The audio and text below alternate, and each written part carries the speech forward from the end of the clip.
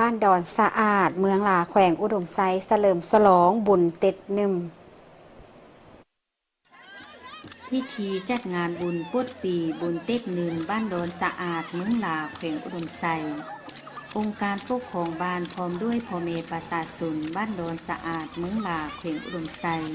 ได้จัดงานบุญปุดปีบุญเต็ดหนึ่มขึ้นในวันที่9มังกร2026นี้ในโอกาสงานบุญดังกล่าวทานนางจันเพ็ญสุริยานุนในบ้านดอนสะอาดก็ได้มีคำเห็นว่าเพื่อรักษาเอกลักษณ์วัฒนธรรมอันดีงามของศาสตร์ก็คือของเผ่ากุมุติดพันกับการสรุปผลสำเร็จของการเข้าร่วม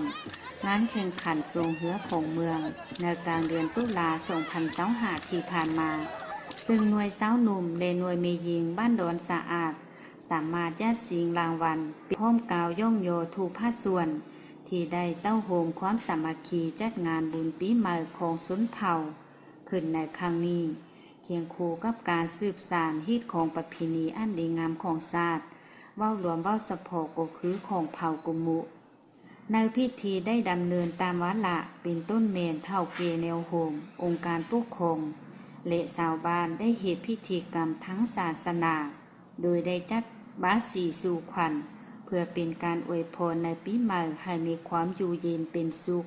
และความเจริญรุ่งเรืองมาสู่ทุกสิ่งจากนั้นผู้เข้าร่วมก็ได้ร่วมรับชมไลฟ์แสดงศิลปะวรรณคดีพื้นเมืองของเผ่าเป็นต้นบทฟ้อนบทคัดลำอื่นๆอีก